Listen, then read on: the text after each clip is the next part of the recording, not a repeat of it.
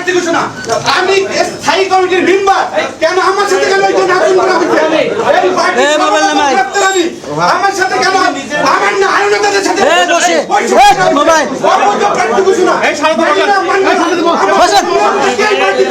না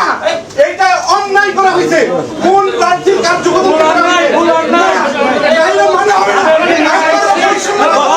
আপনারা বৈষম্য করেন এই ভিডিও মানুষ ছিল না আপনারা পরিকল্পিতভাবে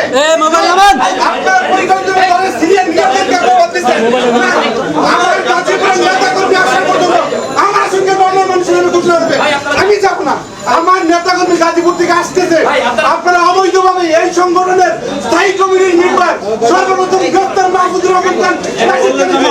আজকে আমার আছেন অন্য মানুষের নামে ঘোষণা হবে পূর্ব পর্যন্ত আমি লড়বো না অবৈধ প্রার্থীদের মানবো না কেউ মানবে না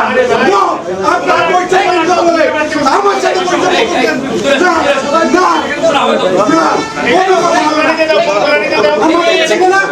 আমাকে চিনে না মিডিয়া আমি